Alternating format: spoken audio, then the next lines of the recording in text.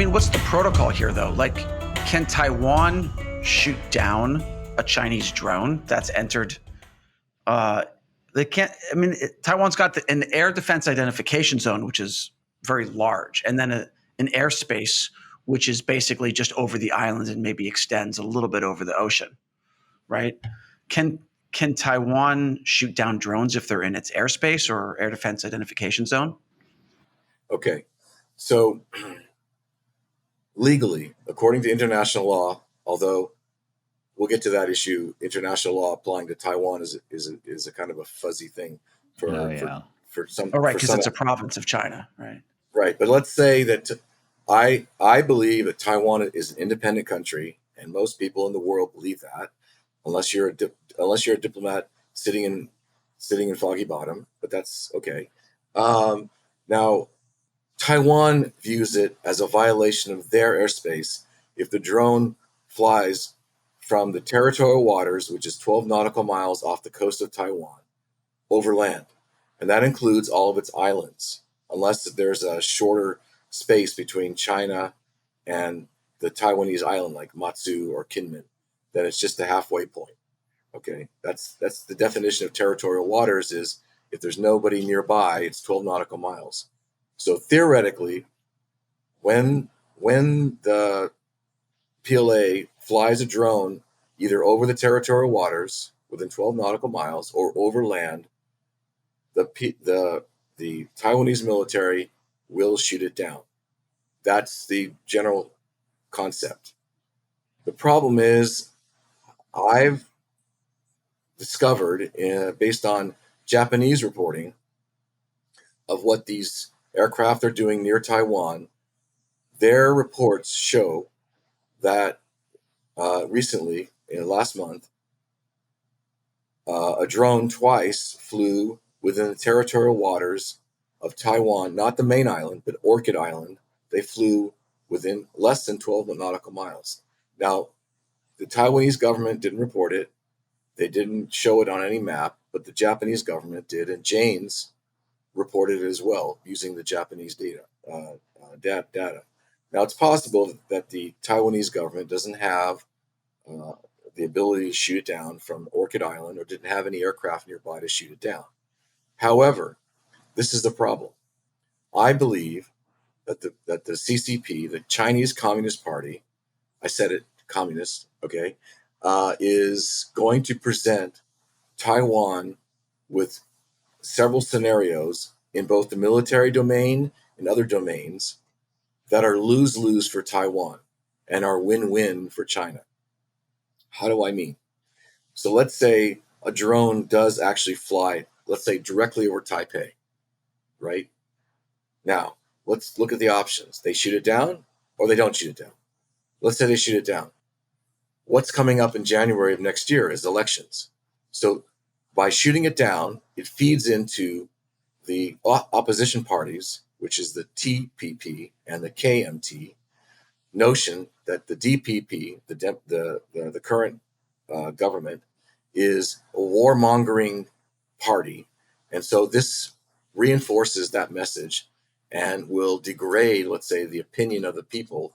That's the intent of the Chinese Communist Party, is to degrade the opinion of the people in Taiwan so that they do not vote for the DPP next year. If they don't shoot it down, the same parties can say, look, you're incapable of protecting the country. You can't protect the country. We can, because we're willing to talk to China. You're not.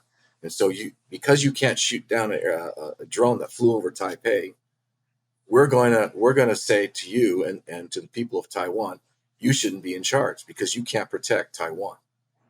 So I believe this is one example of many examples of actions that the Chinese Communist Party is going to have against Taiwan, not only in the military domain, but in many other domains. We talked about the diplomatic, we talked about many other areas that they're going to do to make the DPP look bad.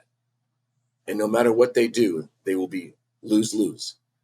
And it will help the opposition. That's my interpretation of what's going to happen.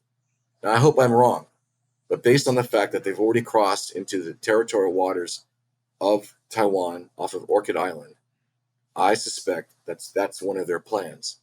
And I also suspect, sorry, just one more thing, is that there might have been some coordination between the CCP and the KMT when the KMT leadership went to China several times in the last year to meet with the Taiwan Affairs Office of the Communist Party, and they've done it. So I hope that's not the case, but I wouldn't put it past them to coordinate these activities and be prepared for the psychological messaging that would be associated with this kind of activity.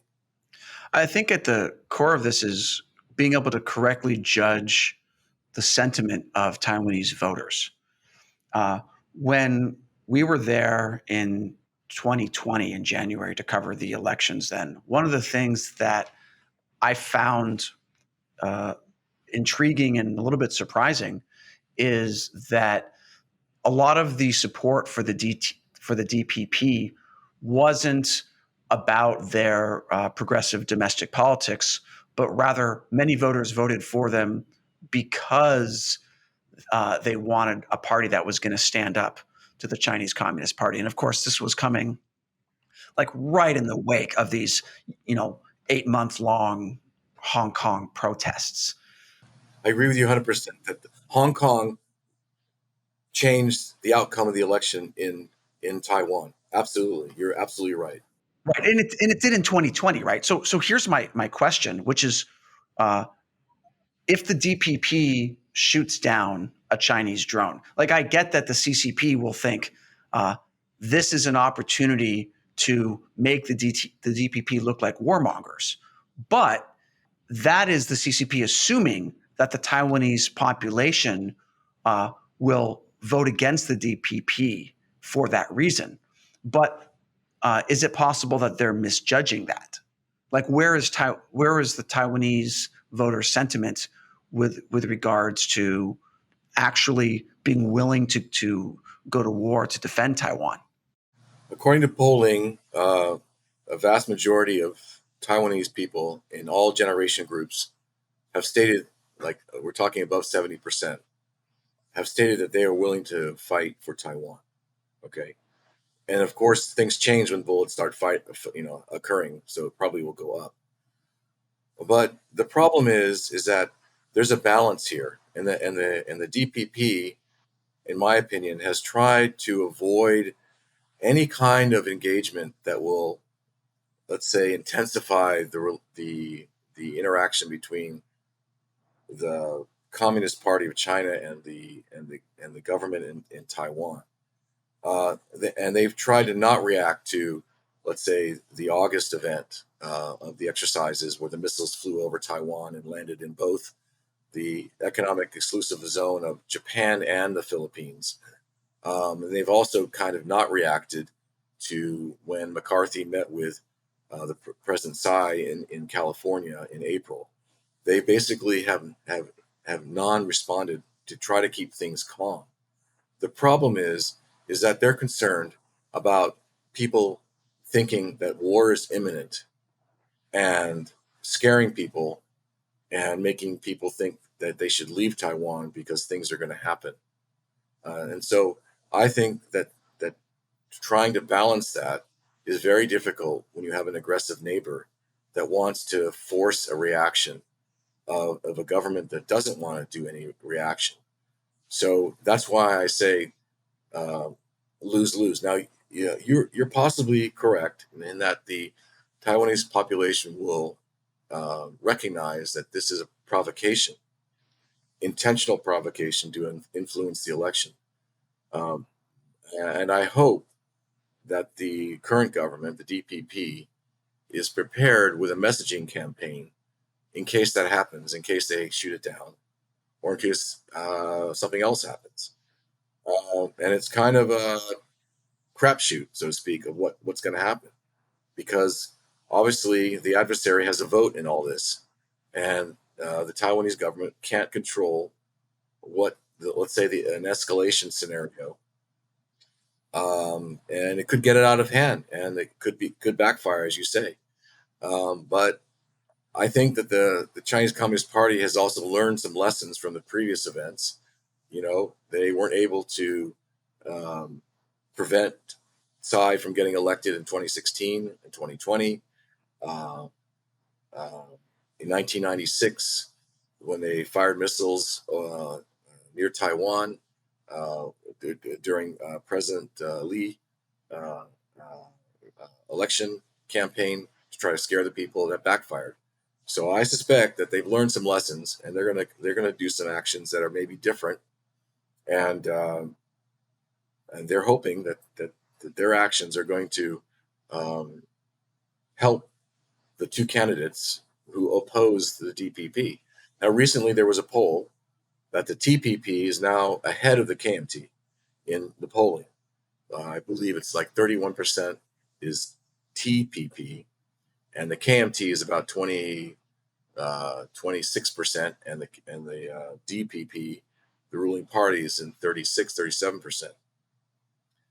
So there's an interesting dynamic happening here in Taiwan where the TPP lead contender, his position is that Taiwan, and he's winning in the polls, below the DPP but above the KMT.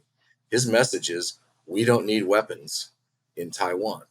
This is very disturbing that the population, according to polling, is in agreement. A third of the population is in agreement with that concept, which is ludicrous.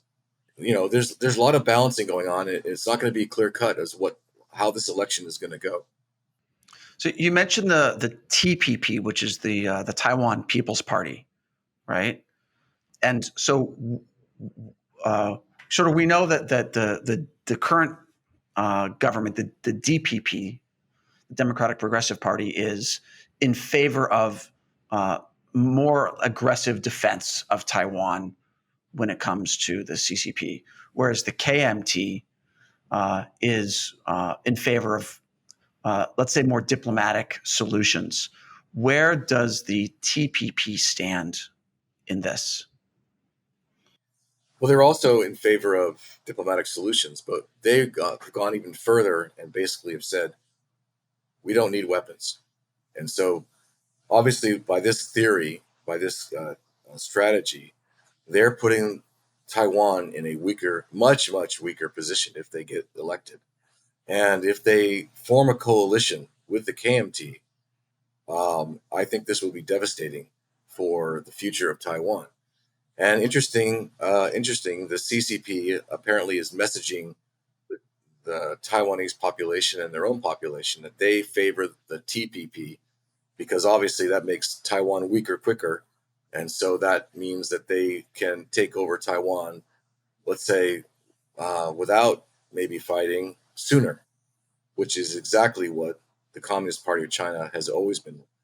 Their preferred outcome of the Taiwan relationship with them is a Hong Kong scenario where it's a peaceful takeover with maybe a few people protesting, as opposed to an all-out war invasion scenario.